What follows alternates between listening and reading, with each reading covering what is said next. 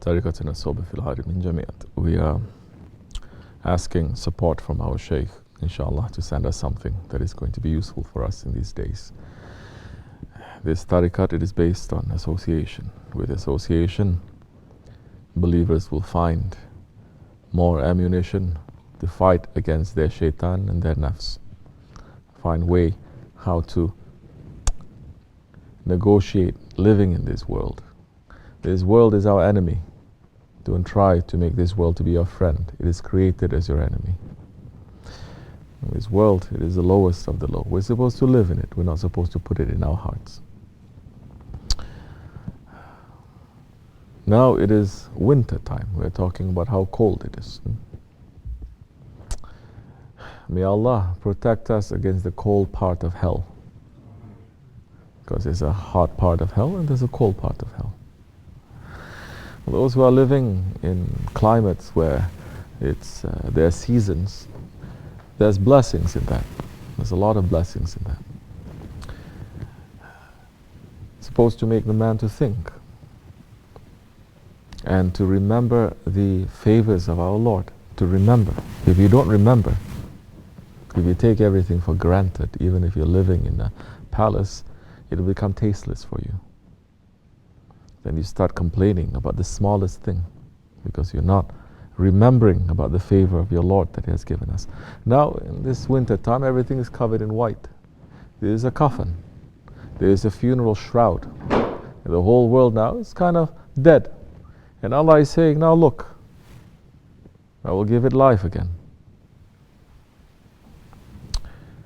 But this kind of weather also is a very big blessing, because not too many diseases can survive in this kind of cold. At the very least, people are not going to be so convinced that this world is their friend, because this world now, try to stand outside there for 10 minutes, 1 hour, you know this world is there to kill you. Correct? You are going to be so fashionable. Today's fashion is to show as much skin as you can. In the old days, the high fashion is to put on as many layers of clothes to show how high-born, how rich you are. Only the slaves, they are showing skin. Now we all become slaves because they're teaching from the young ones. Young, they don't even enter into a childhood. They say, must show your skin. More skin, especially to the women, more skin you show, more people will love you. At the same time, they say, don't follow Islam because it's making you, it doesn't give you any rights. This world now, can you go out there and be fashionable? No, you cannot. You cannot show any part of your skin. In weather like this, if the wind blow a little bit, even the men going to start wearing burqa, covering everything, correct? Covering their hands, covering their feet, covering their faces. It's making us to think. You must think, because you have been created to think. How is this? Showing you how weak we are. And Allah, when He loves that servant, He's going to make him to understand how weak he is and how great his Lord is and how merciful his Lord is.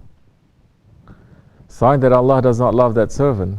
Allah subhanahu wa ta'ala does not love that one. Prophet is saying Allah will not even give him a toothache. So it's very fashionable these days. People are talking about depression and this and that in Islam and saying that, oh, even Prophet was depressed. Salam, because Allah subhanahu wa ta'ala did not send revelation to him for 6 months. You think your depression and the Prophet's depression is the same? Everyone's saying it's okay to be depressed. You see, even Prophet was depressed. Is it the same? What are you depressed about? You're depressed because you like someone and someone doesn't like you back.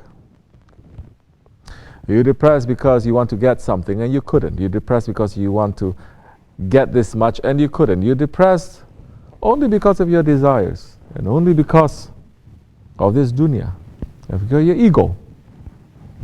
Because to be depressed about Allah is completely something else. To be depressed that you are angering Allah subhanahu wa ta'ala is something else. That's not real depression.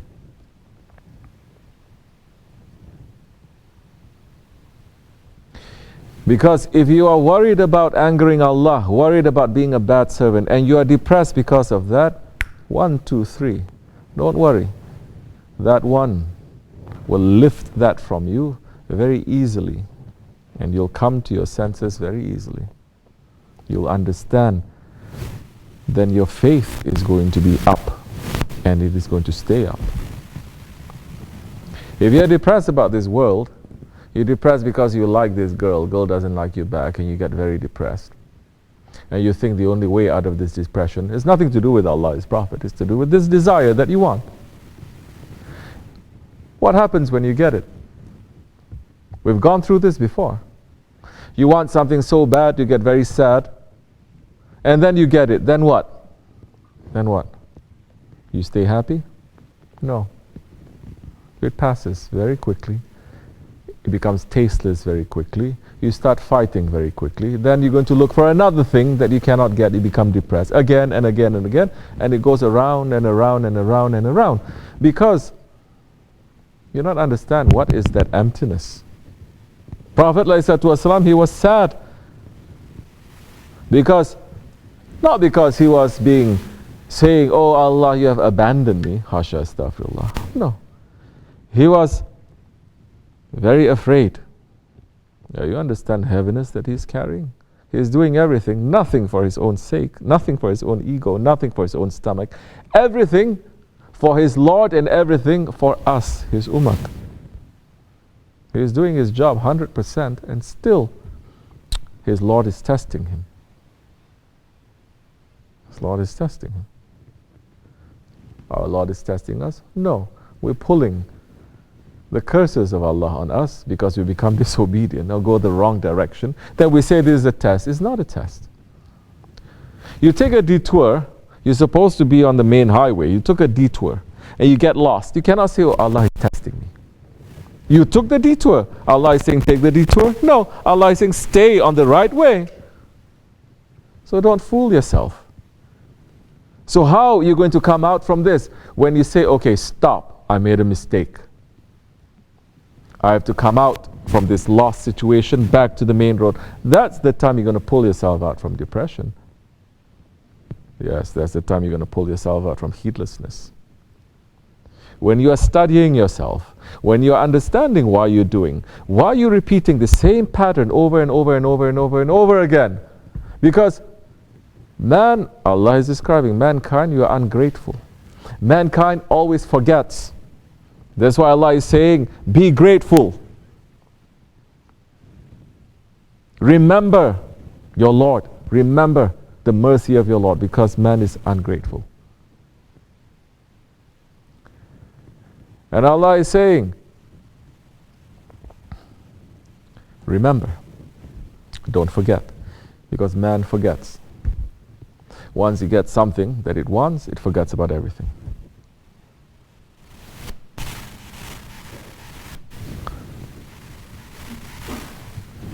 So now,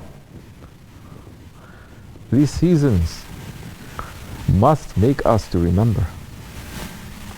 These seasons, in reality, especially if you look, you know, this technology has only been here for what? Less than 100 years, really. Correct? This is what, 2017? 1917, you think we have all this technology? Maybe not even 1% that we had. So mankind living with this kind of technology for thousands of years, it's only in the last, let's say, 50 years that we've had this technology. And what has it made us to become? Technology promises. It says you're going to become better. You have more free time to spend with your loved ones. Is that true? So everything that technology is promising you for a good life, it is like a drug. It feels good. Then after that you're hooked, and you know that slowly is destroying you. So when man, without this technology, just living in the technology of Allah, which is this nature, when he understands the creation of Allah, when he looks and he thinks, that's the time it will bring him to faith. That's the time he will understand himself. He will start understanding his Lord. If we're just studying the technology, all technology is for what? To make us to remember Allah? No, it is to make our desires, to fulfill our desires, that's all.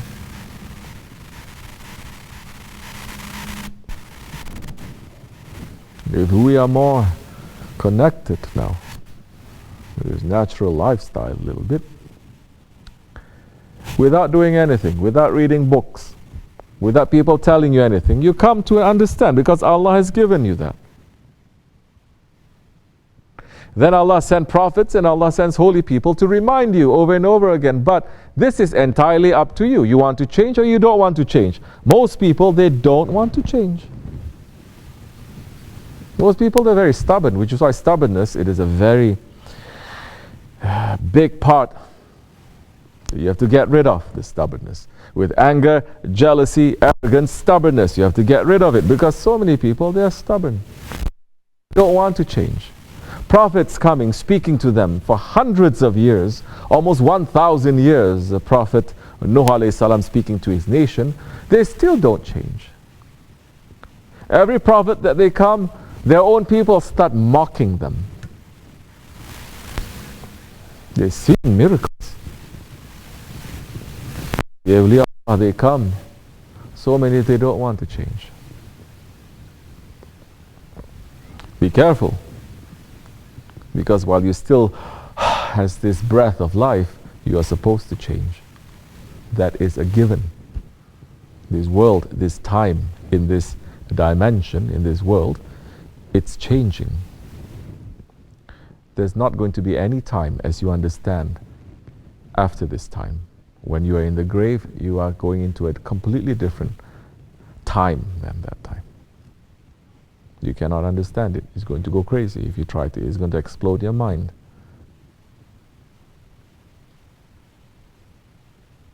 We think this is natural. This is not natural. This is only for a specific duration. Now, we're breathing air. If you put you into the water, you will drown. You cannot, but you forget. Physically, when we were in a mother's womb, we're breathing water, not air. If you take that baby out before it is ready and it starts breathing this air, it will poison it.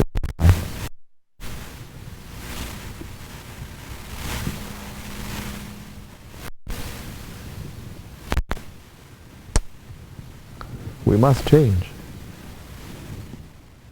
This is why the prophets, they came, and the awliya Allah, they come. Don't use them just to justify your own desires and just to use them to satisfy your wishes. We must change. You don't want to, then they're going to change you when you're not breathing. That time you cannot escape. You cannot cry for help. All chances are finished. Everyone is going to go through that. Doesn't matter if you're Muslim or non-Muslim, everyone is going to go through that. So the intelligent ones are the ones that are going to think a little bit and to say, I must change a little bit. I must try as much as I can. I cannot change too much. I cannot take that medicine too much. Let me at least hang around with people who are healthy, not hang around with people who are sick. Let me hang around with the doctor at least once a week. You know, if you're taking care of your own physical health, this is what you're going to do. But you think your spirituality doesn't need any help? We are in a world that is completely opposite to spirituality. We're in a world that is completely the enemies of spirituality. It needs more help. Inshallah, get rid of this stubbornness. Be with healthy people a little bit. See how they live. Follow them. And that time will be easy. Even the difficulties of this world, it will be easy because you understand what it is for. When you start understanding and you start studying, you're not just feeling the pain anymore. You're seeing where it came from and where it's going to go. May Allah make it easy, inshallah. Wa min Allahu tawfiq. Al-Fatiha. Assalamu alaikum wa rahmatullah.